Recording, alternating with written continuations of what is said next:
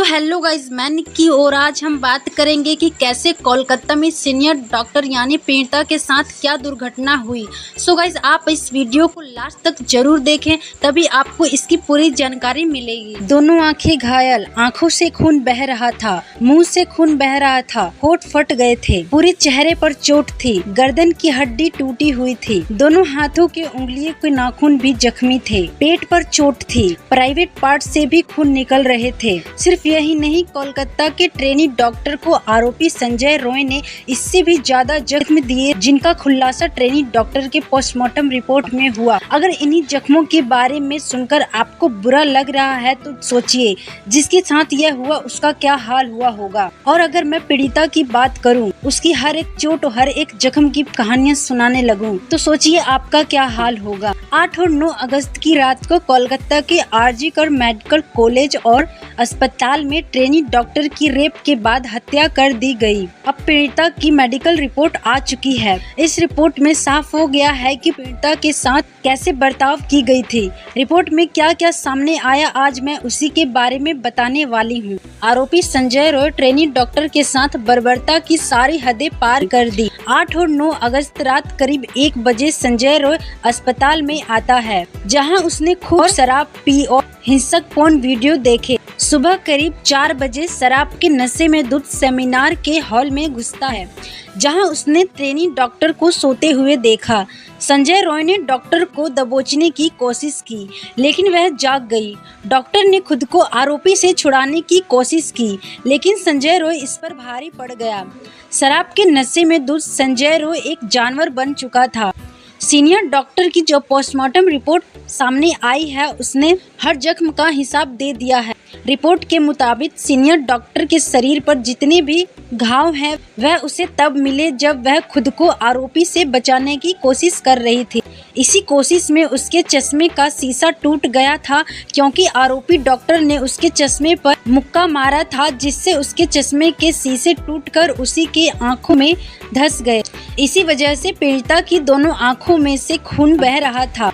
अब training doctor की दोनों आंखें फूट चुकी थी। उसे भयानक दर्द हो रहा था, उसे कुछ भी नहीं दिख रहा था, लेकिन उसका संघर्ष अभी भी जारी था। पीड़िता के चेहरे नाक पर जख्म इसलिए आए क्योंकि आरोपी उसे लगातार काबू करने की कोशिश कर रहा था। ट्रेनिंग डॉक्टर ने खुद को बचाने में आरोपी को नोच भी दिया, लेकिन संजय रॉय ने उसके दोनों हाथ के रिंग फिंगर तोड़ दी। इस संघर्ष में पीड़िता की हाथों की उंगलियों के नाखून जख्मी हो गए। ट्रेनी डॉक्टर घायल होकर खुद को बचाने की कोशिश कर रही थी, लेकिन भयानक दर्द की पीड़ा से बेहोश हो गई।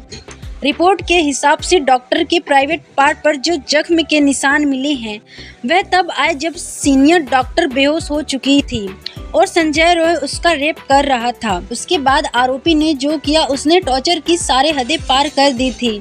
मुझे बताते हुए घिन आ रही है, लेकिन बताना जरूरी है और आपको जानना भी जरूरी है।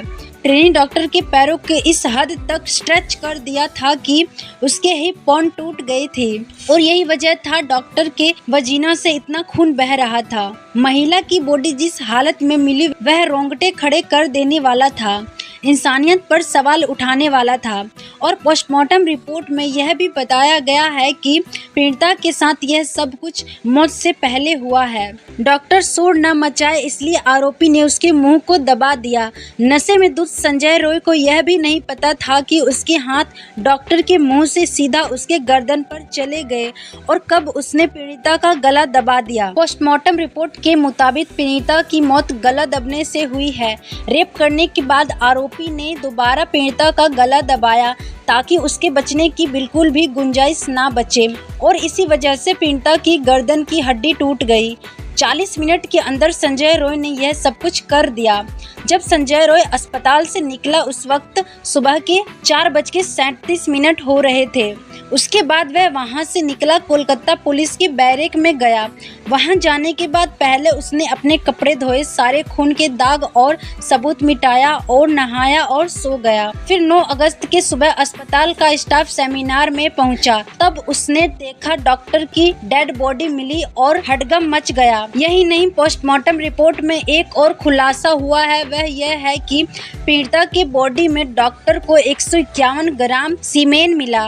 और इतना सीमेन आमतौर पर एक पुरुष से नहीं निकलता। ऊपर से पीड़िता के साथ ही डॉक्टर को यह भी शक है कि संजय के साथ इस क्राइम में कोई और भी था, क्योंकि ट्रेनी डॉक्टर के कदकाठी ऐसी थी, संजय का अकेला उस पर काबू करना मुश्किल था। और इन्हीं दोनों बातों की वजह से ही सबको यह शक है कि पीड़िता का गैंग रेप हुआ है। फिलहाल सीमेन सैंपल को जांच करने के लिए भेजा जा चुका है। उसकी रिपोर्ट आने के बाद ही कुछ कहा जा सकता है। संजय रॉय ने जो भी किया उसके लिए फांसी की सजा भी बहुत कम है। फिलहाल सीबीआई के पास यह मामला चला गया है और हम उम्मीद करते हैं कि जल्द ही संजय रॉय को कोर्ट कुछ ऐसी सजा सुनाए जिससे आरोपियों की रूह कांप जाए। बाकी अपना ओपिनियन हमें कमेंट में ज़रूर बताइएगा और मेरे चैनल को लाइक एंड सब्सक्राइब जरूर करिएगा।